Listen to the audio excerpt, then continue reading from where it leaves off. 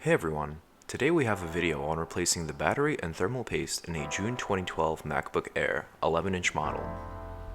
Let's set out the tools for this procedure, which includes a T5 Torx screwdriver, a P5 Pentalobe screwdriver for the Retina MacBook Pro and Air, our battery, provided from Amazon and including a link below, as well as the Arctic Silver thermal paste that we'll be installing. Please note that while we can follow the video for instructions, this video is mostly for entertainment and not educational purposes. Please enjoy.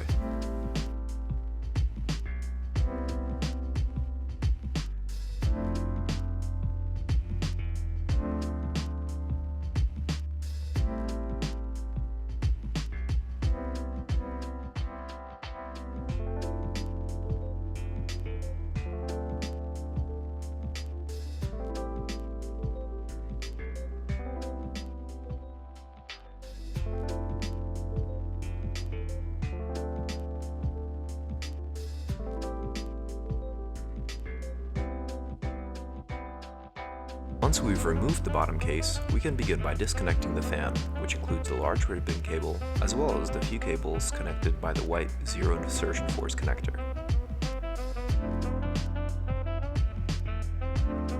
Be sure to gently pull this cable back, as it's held in place by an adhesive. While we're at it, we can begin to remove the screws holding the battery in place.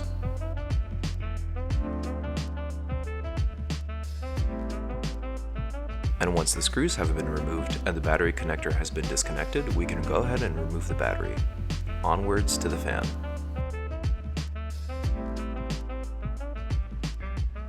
Here, we can see all of the dust and debris that's accumulated in this lovely machine over the years of use.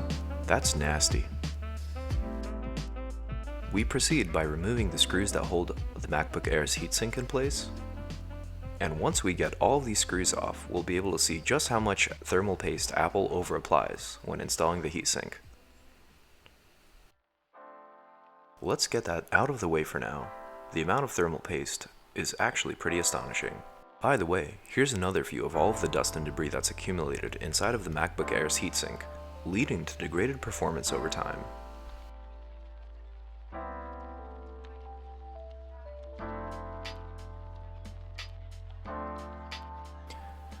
With everything out of the way, we can begin to clean off the old thermal paste.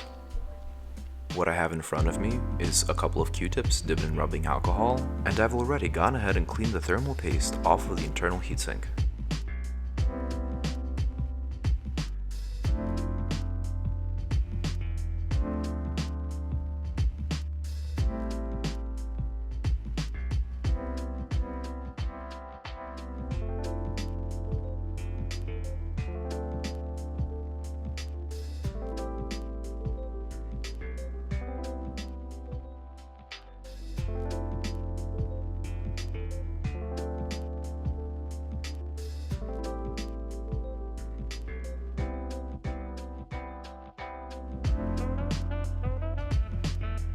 When applying the thermal paste, be sure to spread it nice and evenly and in a thin layer rather than the over-applied amount by default.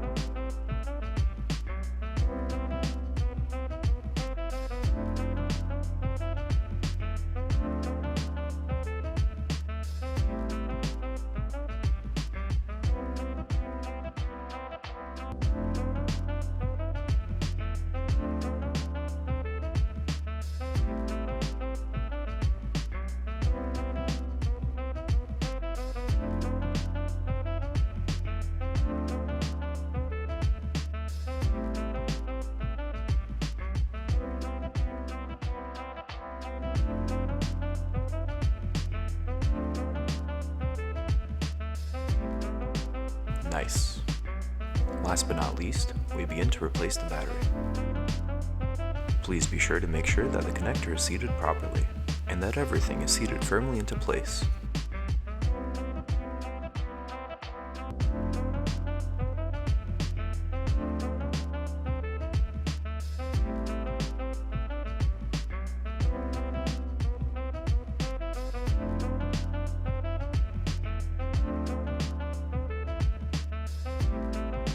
And before we replace the bottom case, we can make sure that the MacBook Air powers on and everything works as expected. Everything looks good so far. Not filmed are stress tests of the battery.